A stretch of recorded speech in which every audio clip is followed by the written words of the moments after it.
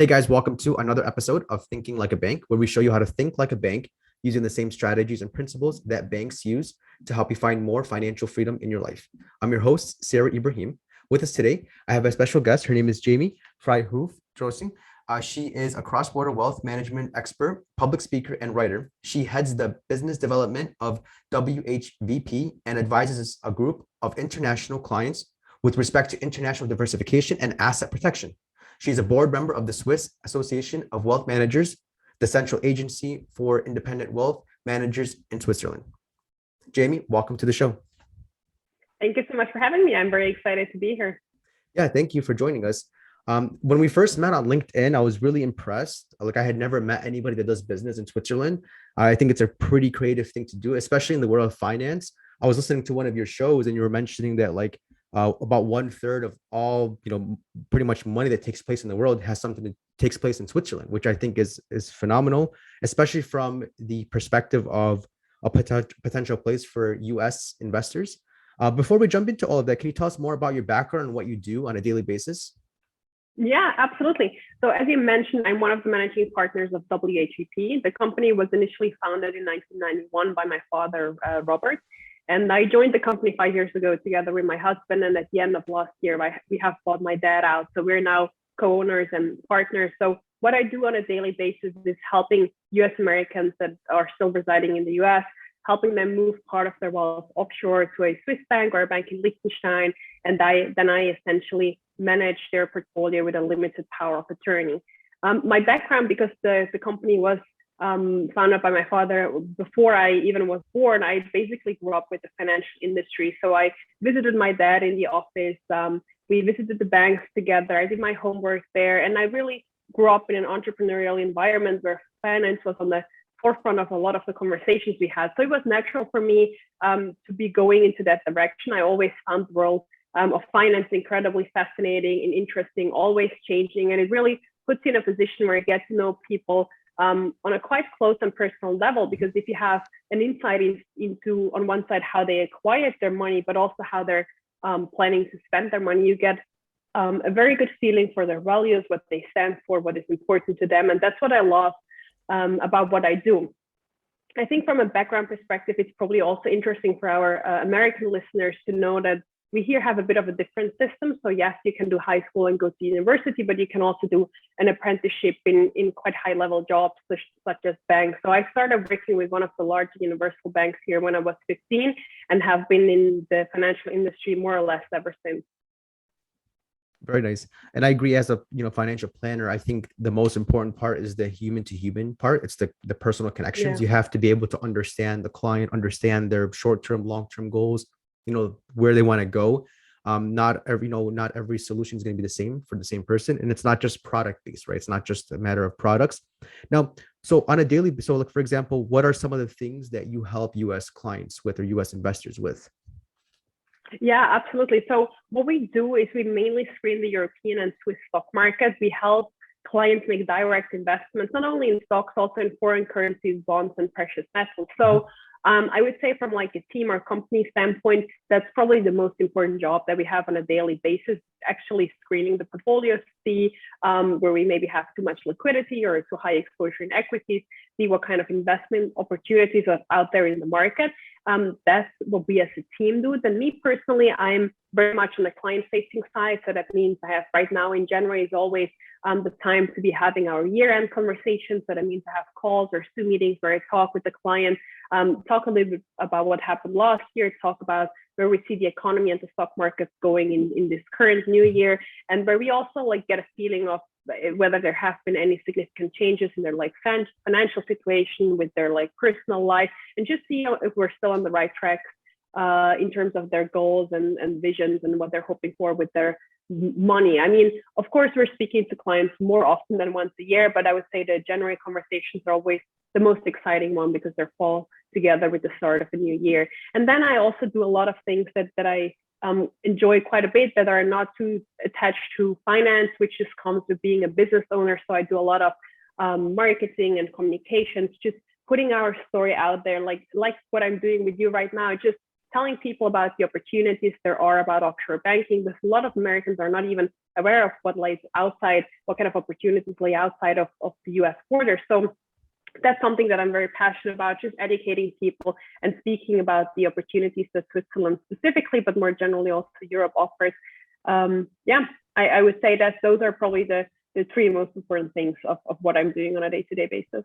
Okay. And let's say that I am in the middle right now of deciding, like, should I invest through your company and your program, or should I just stick through traditional US investments? What are some things that you might bring to my attention? Yeah, I think the most important part is like the total wealth that you have, right? So Swiss banking is a lot of things. It has a lot of great values and benefits, but it's also not the most, I would say, not the cheapest option out there. And also from like a fee perspective, there needs to be a certain level of wealth for it to make sense. It's usually not as high as people expect, so you don't have to be like super ultra high net worth. But I would say you should be able to have about 250,000 to 500,000 that you are willing to move abroad. Having said that, we don't usually manage the total wealth of the client, because if they're living in the US, it makes sense to still have some US exposure, right? So I would say between 25 and 30% of their money should be moving to us. So that means the net worth should be around $1 million for it to make sense. And then, of course, there's also questions about liquidity needs. So are you planning to buy a house? Maybe you have $1 million, but in like half a year you want to buy a house for 500,000. That will change things again. What's your time horizon? Where do you stand in terms of your career? Are you nearing retirement? Are you in your like late 30s and all like still starting up building your wealth? So those are a variety of things that we would discuss in like an initial conversation to just assess, is that something that makes sense for you? Also from like an investment philosophy standpoint, we as a company are not extremely aggressive. So we have more of a capital preservation approach. We have high interest in like stable dividend paying stocks. We like value stocks. We like a really long-term approach. We like the Swiss franc, and that might not be everyone's cup of tea. So you might have the wealth and you might profit from offshore banking, but you just have a different philosophy. I think at the end of the day, it also comes down to whether or not we feel comfortable with each other, because earlier in the conversation, you mentioned how important the personal connections are. And I think wealth management specifically is very reliant on trust and having a good relationship with each other. So those are some of the things that I would talk about in the first conversation, some of the bullet points that you should be thinking about in terms of whether this makes sense for you or not. Got it. That's very well said. Now, I want to talk about asset protection. It's a subject I'm very passionate about. I think that people should protect their assets. What are some of the benefits? Are there any asset protection benefits to investing in Swiss banks? Yeah, absolutely. I would definitely say that having an account offshore adds an added layer of asset protection. It is, especially if we're talking about frivolous lawsuits, it is much more complicated and time consuming and also resource intense to get to money that is outside your home country. And also there's an enhanced level of privacy. So it will be less visible to people who might be looking for an easy target when it comes to frivolous lawsuits. Having said that, it is not like as everything, it is not absolutely bulletproof. And if there is a US court ruling against you, we will have to adhere to that. So there is a close relationship between Switzerland and the US.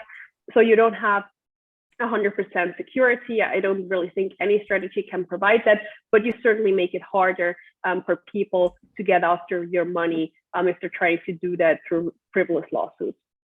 Yeah, actually on this podcast, we actually did episode 43 with an attorney from California. Yeah. And he was talking about asset protection. And he was saying, like you said, there's never a 100% way of protecting your assets, but there are ways of adding in more obstacles and more layers. Yeah. So that way, when people are suing you, and if it's difficult, they won't be able to afford suing you in most situations, and that'll kind of deter them from suing you. But yeah, so I kind of understand. Yeah, couldn't agree more with that. And I think that's also an important point, because we are so specialized in what we do, right? We only, in quotes, only do asset management. And we also work together with a lot of asset protection attorneys. So you can have a combination of an offshore trust with an offshore bank account, or even a domestic trust and an offshore bank account. So we look at it quite holistically. And if people are interested in learning more about asset protection, or if that's one of their concerns, then we are certainly able to point them into the right direction. We're not attorneys ourselves, so we don't do any structuring, but we are quite familiar with the concepts and with the offers that are out there. We have good connections where we also collaborate with other people who have complementary services.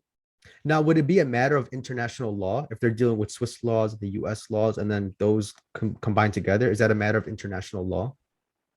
What exactly do you mean? So like, for example, the attorneys you're working with, are they like, Yeah. are they also US attorneys as well as attorneys in Yeah. Switzerland? So they're mostly U.S. attorney. As of now, there's no Swiss trust. They're currently, they just put that into like the political framework here that they're discussing creating a Swiss trust. But as of now, there is none. So what we do is rely on U.S. attorneys that put together either a U.S. domicile trust or an international, like an offshore trust.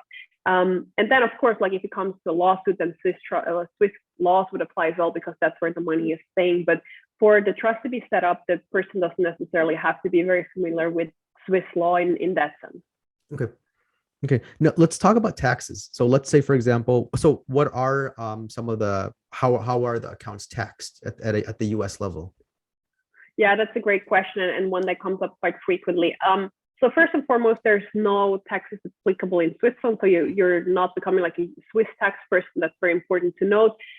There's a couple of tax considerations from a US point of view and also from a Swiss point of view. So from the Swiss point of view, you need to be aware of the withholding tax. So in interest and dividends, there's a 35% withholding tax.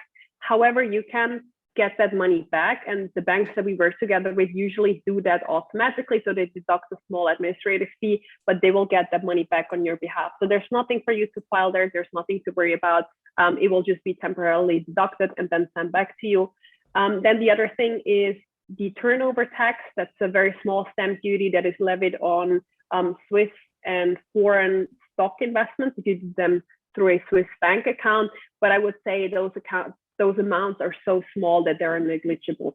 Then when it comes to US taxes, you don't have to pay more taxes than before, but you also don't have to pay less taxes than before. So your account will be shown, or the IRS will be informed about that account. A lot of people are worried about like that causing an audit with the IRS. So far in our experience, that has never raised any red flags. There's a lot of people that do it. It's completely legal. You're in your own right to do that. So it has never been an issue with the IRS, but it's not beneficial from a tax point of view.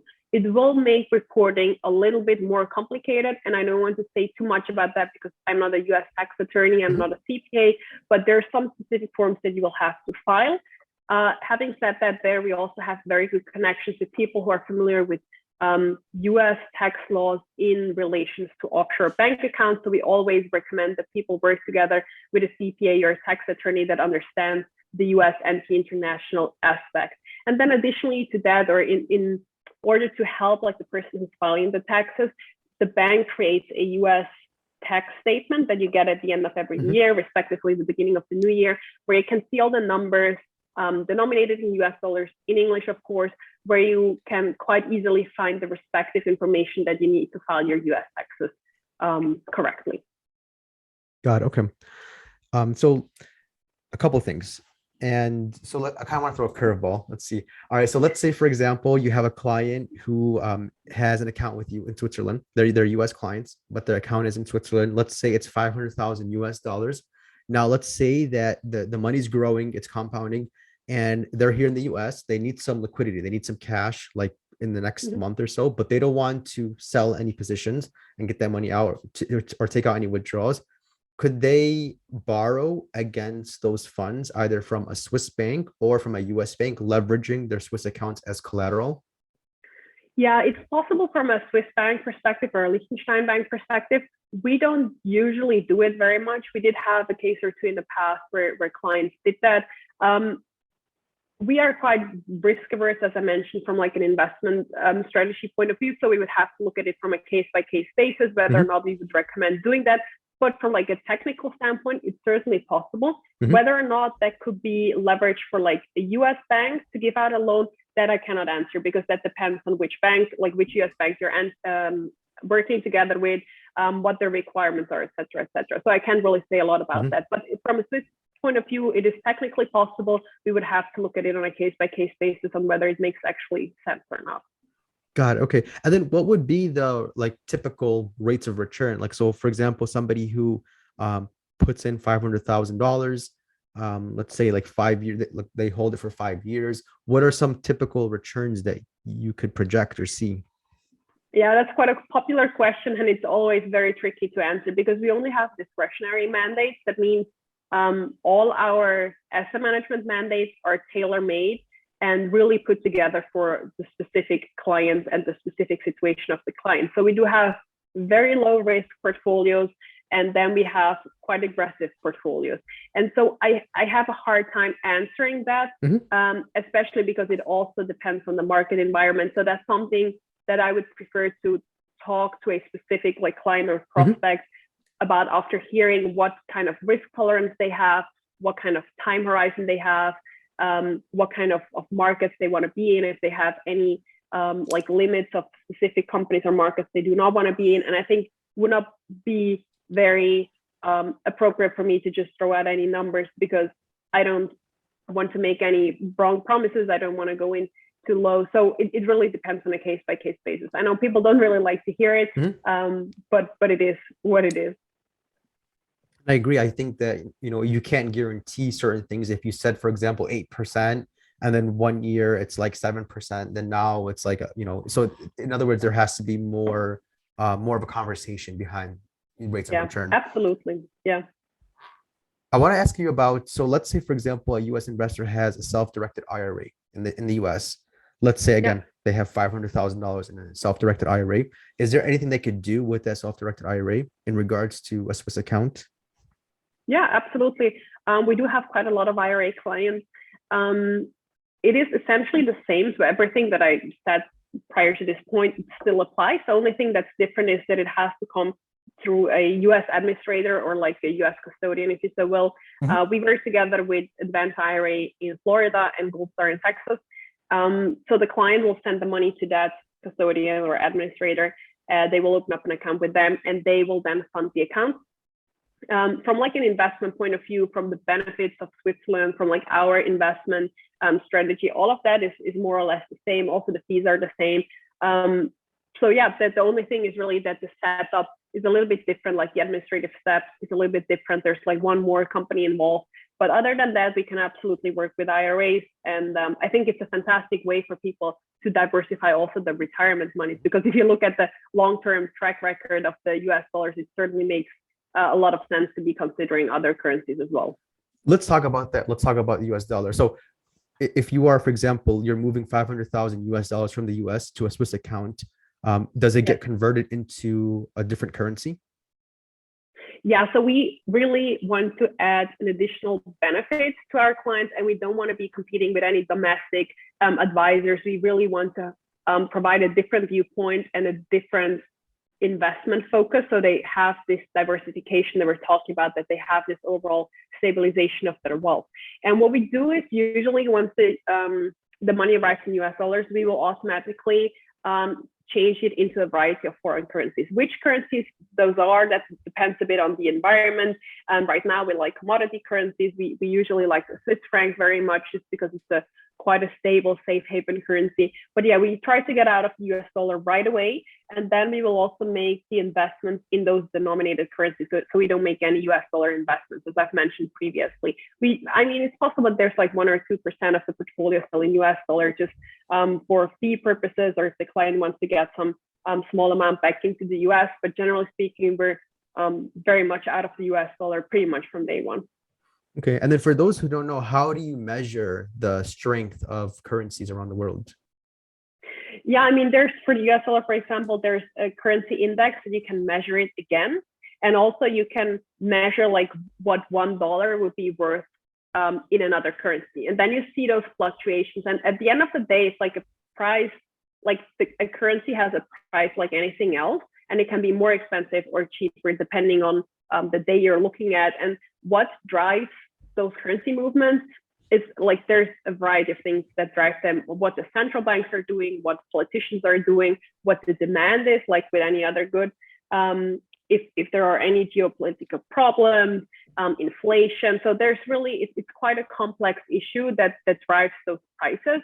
But for people that are not really familiar with it and want to get more into it, you can just basically Google any kind of currency pair, for example, US dollar, Swiss franc, and then you will get graphs like for a stock where you can see what the direction of the currency is moving towards. So, for example, if you look at the long-term development of the US dollar, it is very interesting, especially if you compare it to the Swiss franc, how rapidly it has declined in value. So when the Fed was started, the Federal Reserve in 1930, I think if you looked at the value of $1 back then, it was 1, and now today it would be 4 cents. So it's really incredible the changes that you can see, and a lot of people are not aware of what kind of effect changing values of currencies can have on your total wealth and your portfolio, because if everything's in one currency, you're not noticing so much if the currency is losing value.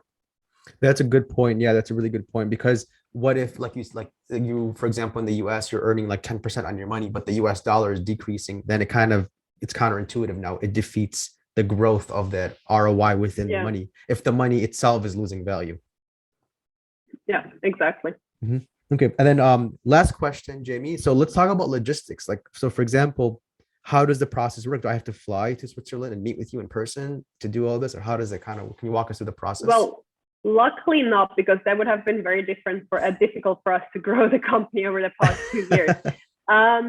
Yeah, so of course, we always highly value meeting clients and prospects. So we are in the US quite regularly, especially now that the borders are open. So whenever we get a chance to meet with people, we like to do that. Always when someone's in Switzerland, we invite them to come over to our office and have a coffee and meet face to face, because that's still the best way to create connection and build a relationship. But it's not necessary from an administrative standpoint. Of course, we'll have to identify the person. I mean, the rules are the same as they are in the US. We'll have to have a notarized passport copy. We always appreciate doing a video meeting. We will need some KYC information. So that stands for Know Your Customer. So we will need to know how the wealth was achieved. We need to know some background information on like your career and financial goals, all of that. And with that, we will then basically go to the bank. So we will have an initial conversation where we talk about whether or not we would be a good fit. We talk about our services, the specific situation of the client we're talking to. And then if we mutually decide to move forward with this, we'll ask for those basic information that I just mentioned, and we will go to the custodian banks that we have chosen together. So at the end of the day, it's the client making the final call on which bank he or she wants to work together. But we can, of course, provide some pointers and some helpful information to get the client a better feeling from which jurisdiction and which bank is best suiting to their situation. And then the bank will just put together an account opening form. We usually send that over by email with some, like, again, pointers and directions, what to complete, where to sign. We can also set up another call to discuss the documents in detail. And then once we get that back, we will need the originally signed copies. The account is usually open within a couple of days. So I would say the whole process is about 3 to 4 weeks. So people need to have realistic expectations. There will be some paperwork and there will be some administrative work involved in getting everything up. It's not done in 3 clicks, but considering that we have a very long-term approach and we have a lot of clients who have been with us for decades and where we now are even working together with the next generation. So I think it's absolutely worth the hassle, but you need to go into it with a realistic expectation. And then once the account is open, we'll send the wire instructions, and at the client's convenience, he or she can then send the funds. We will then have another conversation where we talk about the initial investment in more detail, and then we will invest it according to our conversation, and then we'll fall into the regular communication that our clients can expect. So we have regular phone calls, usually once a quarter. We also send out market reports once a quarter. They can get an online access to the bank account. They will get quarterly bank statements. And then, of course, we have like the variety of online channels where we provide a lot of content and information on our opinion on a variety of things that are going on at that certain point in time. Got it. It's very detailed process. Okay. Well, I think it's important for people to feel comfortable with it, because it is quite a big step for a lot of people to send money so far away from home. So I want to make sure that people really know what to expect, know what's happening at every point in time. And I think that's also one of the reasons why it's so great to have like a boutique, a small firm that can really like hold your hand and guide you through the whole process, because it is quite a big step to be taking on such an endeavor. And it is, I would say you need a little bit more trust than just going down the road to your local banker. Yeah, definitely, for sure. Do you have any literature or like material that people can read about this on? Yeah, absolutely. I have co-authored a book called Swiss Money Secrets. There we talk a lot, like very extensively about the history of Switzerland, why it is such a famous cross-border haven, how it works politically, what you need to consider, like how Swiss banking works, all of that. And we provide that for free, like to everyone who's interested. So if anyone wants that, just send an email at info@whvp.ch. We can get you a copy. And then of course we have like the more standard marketing material of like company brochure that we can also send you. And then again, we're very active on our online channels where they can find a lot of information as well. We also have a webinar online where we talk about all the opportunities and challenges that offshore banking provides. So I think if they just look up WHVP, they will find a lot of things to read through. And again, just send us an email and then we can send that to you specifically. Okay. And it's WHVP.ch. That's the website. Correct. Yes. Okay, perfect. Yeah, I'll add all of this in the show notes so that way listeners can click and connect with you. I'll add your LinkedIn profile in there. Fantastic. Yeah, Jamie, thank you so much for joining us. I'm looking forward to having you back on the show. Absolutely. Thank you so much for having me. Have a great rest of the day. You too. Thanks. To learn more about what we do and how we can help you grow more wealth, please visit www.finassetprotection.com. That's FIN assetprotection.com. The topics presented in this podcast are for general information only and not for the purposes of providing legal, accounting, or investment advice. On such matters, please consult a professional who knows your specific situation.